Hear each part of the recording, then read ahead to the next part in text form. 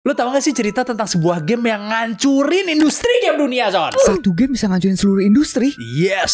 Jadi gini ceritanya, Son. Di awal tahun 70-an, sebuah perusahaan bernama Atari merajai dunia game di Amerika. Kalau lo tahu, mereka ini tuh yang bikin game Pong. Dan zaman dulu nih, Son, kalau lo taruh mesin Pong kayak di sebuah bar gitu, itu pasti besoknya udah rame dikerubungin orang, Son. Pada pengen main gitu. Jadi dari game inilah kesuksesan Atari dimulai. Hingga akhirnya di tahun 1977, Atari merilis sebuah konsol rumahan pertama yang bisa gonta-ganti kaset, Son. Konsol tersebut dinamai Atari 2600. Saking suksesnya, Atari ini sampai dibeli sama perusahaan gede, Son, yang namanya Warner Communication. Tapi ternyata kesuksesan membuat mereka menjadi lengah. Karena di tahun 1982 ada sebuah film alien yang sangat hype banget. Judulnya E.T. Atari kemudian ngelihat peluang ini dan mereka langsung mikir itu, Son. Kita harus segera bikin gamenya, dan game ini itu harus rilis sebelum Natal, Son. Yang jadi masalah nih, Son, waktu buat bikin gamenya E.T. ini itu cuma dikasih 5 minggu doang. Dan programmernya cuma satu doang, Son, yang ngerjain, Son. Dia bernama Howard Scott Warshaw. Kenapa harus ngebut itu? Karena Atari ini udah ngeluarin uang sebesar 20 sampai 25 juta US dollar buat beli lisensi filmnya, Son. Tapi karena waktunya terlalu mepet, akhirnya game yang dirilis ya seadanya. Bahkan bukan seadanya lagi, tapi jelek parah, Son. Banyak orang yang bilang bahwa game E.T. ini itu adalah game terjelek yang pernah dibuat manusia, Son. Karena emang gamenya ini nggak jelas, Son. Bener-bener nggak jelas gitu. Kayak cuman jalan-jalan, terus habis itu masuk lubang, terus keluar lubang, terus masuk lagi, terus keluar lagi, Son. Yang bikin parahnya lagi deh, Son, Atari tuh udah kelewat pede kalau game ini tuh bakalan laku. Karena kan ya filmnya hype banget waktu itu kan. Jadi mereka tuh langsung nyetak 4 juta cartridge, Son, di awal-awal. Tapi akhirnya mereka berhasil, Son, menjual sebanyak 2,6 juta kopi. Walau akhirnya 699.000